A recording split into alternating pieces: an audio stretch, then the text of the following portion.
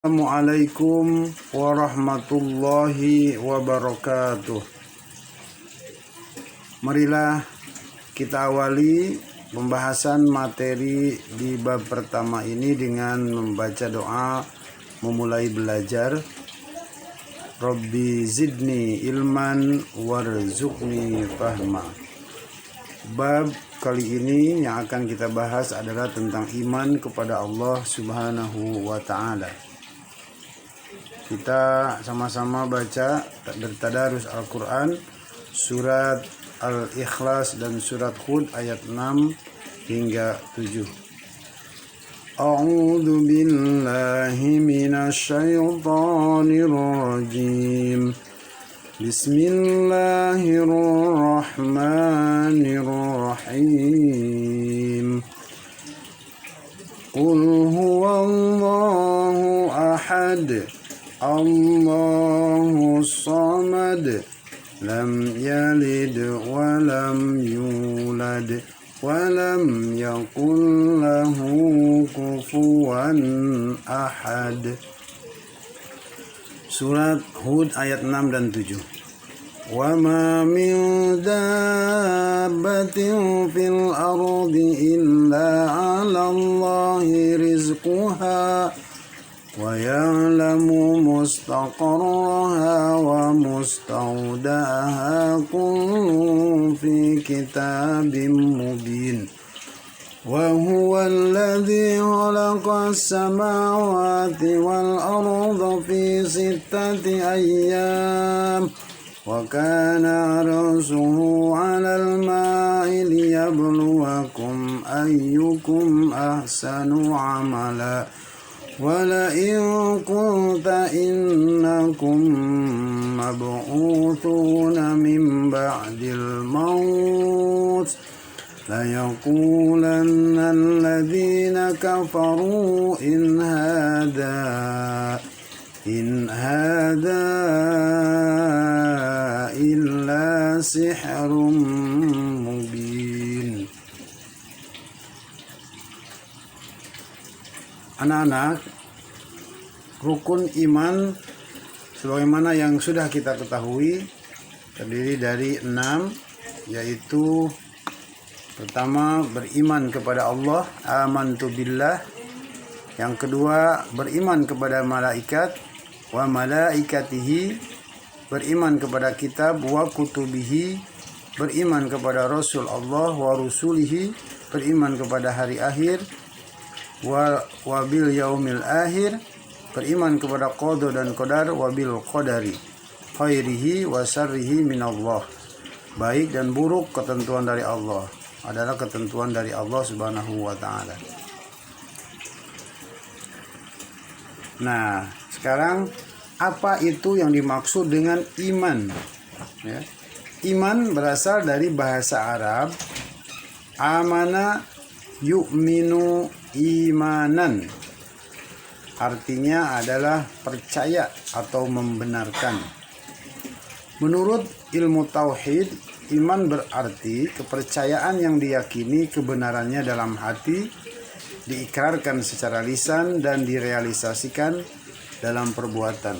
Al-imanu tasdikun bil qalbi, iqrarun bil lisani, wa amalun bil arkan. Meyakini wujud atau keberadaan Allah yang maha suci dan sesungguhnya Dia adalah pencipta langit dan bumi, maha mengetahui yang gaib dan yang tampak, yang zahir. Gaib lawannya zahir, tampak lawannya tidak tampak. Pencipta, pemilik, penguasa dan pengatur segala sesuatu adalah miliknya. Pengertian iman.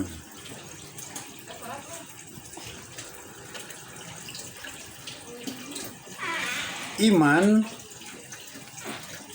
adalah ucapan dengan lisan dan kepercayaan yang benar dengan hati dan perbuatan dengan anggota. Ini menurut sahabat Ali bin Abi Thalib. Bagaimana tadi definisi iman? Al-imanu tasdikun bil qalbi, iqrarun bil lisani, wa amalun bil arkan. Iman merupakan hakikat yang aktif dan dinamis. Tidak lawannya berarti statis. Iman itu tidak statis, ya.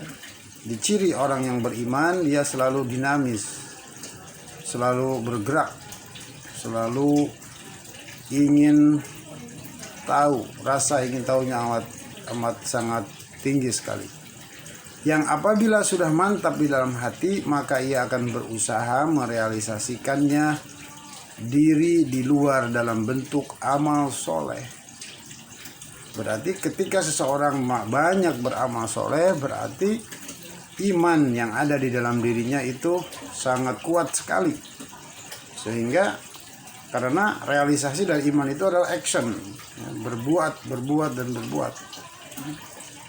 Inilah iman yang islami, yang tidak mungkin stagnan atau mandeg tanpa bergerak. Berarti kalau kita tidak dinamis, kita statis, berarti keimanan seseorang tersebut dipertanyakan. Bagaimana caranya iman itu supaya bertambah? Di dalam sebuah hadis dijelaskan, al-imanu yazidu wa yankus. Iman itu terkadang bertambah, terkadang berkurang. Al-imanu yazidu bit-tha'ah wa yankusu bil ma'siyah. Iman akan bertambah dengan ketaatan kepada Allah dan akan berkurang dengan berbuat maksiat kepada Allah. Jadi apabila iman kita ingin naik, ingin dinamis, ingin bertambah terus, berarti kita harus menjalani ketaatan kepada Allah Subhanahu wa ta'ala. Iman adalah hubungan wujud insani yang fana, kecil dan terbatas. Ini dengan asal yang mutlak dan azali serta abadi yang menjadi sumber semesta. Jadi hubungan wujud insani, hubungan kita dengan Allah Subhanahu wa ta'ala. Hablum minallah wa hablum minan nas. Itulah bentuk daripada iman itu. Dia pandai menjalin hubungan dengan Allah dan pandai menjalin hubungan dengan sesama manusia. Hablum minallah, ibadah secara vertikal dan ibadah secara horizontal. Hablum minan nas. Anak-anakku sekalian, pembuktian eksistensi Allah. Eksistensi artinya keberadaan Allah. Untuk mengetahui akan keberadaan Allah, kita yakin bahwa Allah itu ada, bisa melalui dalil akli. Dalil itu apa? Dalil itu argumen, argumentasi, ayat. Dalil akli, dalil berupa akal, pikiran kita, dapat dijangkau dengan akal. Yang kedua, dalil nakli, yaitu dalil dari Al-Quran, dari nas. Ya, dalil akli, suatu pembuktian oleh akal untuk mencapai sebuah pembenaran yang bersifat pasti akan eksistensi dan kekuasaan Allah. Contoh, keteraturan alam semesta. Kita tahu bagaimana alam semesta ini berdiri kokoh tanpa ada tiang. Langit yang begitu tinggi tidak ada tiang, tapi dia begitu megah, begitu kuat, begitu kokoh. Inilah sebagai bukti bahwa Allah itu eksis, Allah itu ada. Dalil secara akal. Dua, dalil secara nakli. Suatu berita yang bersifat pasti yang memberitakan kepada kita tentang keimanan pada Allah. Contohnya adalah ayat-ayat Al-Quran.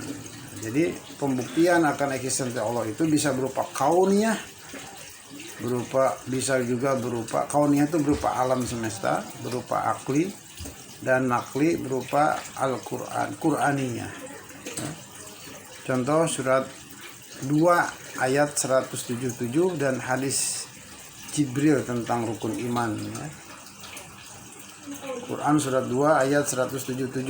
Nanti kita buka sama-sama, kita baca ya. Nah, coba sekarang kita saksikan sebuah video yang menjelaskan tentang eksistensi Allah ya. Mari sama-sama kita saksikan, kita tonton. Oh, nggak bisa ya.